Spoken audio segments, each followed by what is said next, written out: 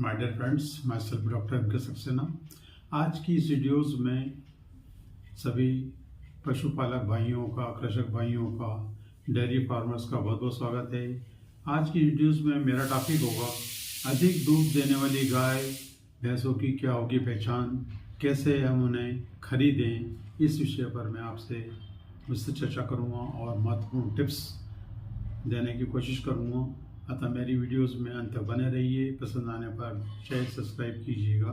जैसा कि आप जानते हैं कि जब भी हम दूध देने वाली गायों को या भैंसों को हम खरीदने मार्केट में या डेयरी फार्म पर जाते हैं तो हमें कई चीज़ों का ध्यान रखना आवश्यक होता है। डेयरी फार्म पर जब जाते हैं तो हमें उसका रिकॉर्ड जो कि विधिवत होता है वो देखना चाहिए कि उसका लैक्टेशन पीरियड कितना है, जानवर कब कब ब्याया गया है, दूध का काविंग पीरियड कितना है, उसका मिल्क यील्ड कितना है, कंसेप्शन रेट क्या है, ये चीज़ों का हमें पूरा ध्यान रखना चाहिए। इसके अलावा अधिक दूध देने वाली गाय की पहचान उसके आकार, उसकी स्किन और थन की कोशिकाओं पर भी निर्भर करती है। इसके अतिरिक्त गाय की उम्र और नस्ल भी दूध की क्षमता को दर्शाती है। इसके अतिरिक्त गाय की पहचान उसका तिकोना आकार होता है तथा दुधारू गायों को आगे का भाग पतला तथा पीछे की ओर चौड़ा होना चाहिए तथा थन की कोशिकाएं उभरी हुई होना चाहिए तथा टेढ़ी मेढ़ी होना चाहिए। इसके अतिरिक्त दुधारू गायों की गर्दन पतली व लंबी होना चाहिए। साथ ही साथ गायों की स्किन साफ सुथरी, चिकनी तथा चमकदार होती है। आंखें चमकीली होना चाहिए, स्पष्ट दोष रहित होना चाहिए। किसी प्रकार शरीर में विकृति या रोगग्रस्त नहीं होना चाहिए। जो गाय पूरी तरह से स्वस्थ है, रोगी नहीं है, उन्हें ही हमें सिलेक्ट करना चाहिए।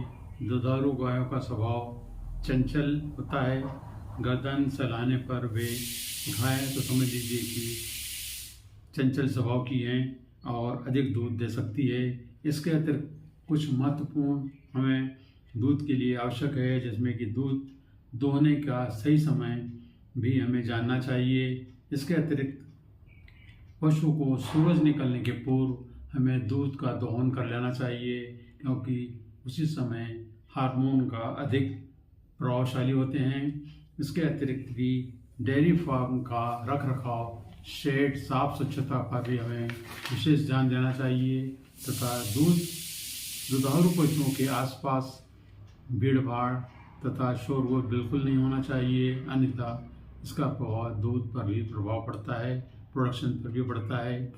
जानवर ऐसे खरीदे जाएं जो कि मिल्किंग कंडीशन में हो, बच्चा छोटा हो तथा स्वस्थ हो तथा ऐसे जानवरों के दूध को हमें 2 बार 1 या 2 दिन के दूध का हमें पूरा आंकलन करना चाहिए।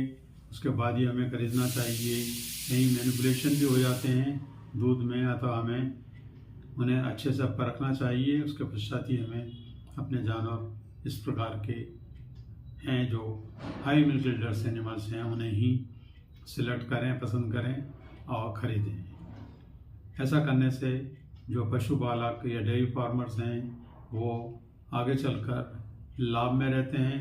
अन्यथा कभी कभी इन चीज़ों के अज्ञान होने के कारण कभी कभी पशुपालक से काफ़ी नुकसान उठाना पड़ जाता है और जानवर भी बेकार हो जाता है, जो कि हमारे डेयरी फार्मों को काफ़ी नुकसान की स्थिति में ला के खड़ा कर देता है। तो इन चीज़ों से बचें और सावधानीपूर्वक अपने जानवरों का, अपने दुधारू पशुओं का सिलेक्शन करें। धन्यवाद।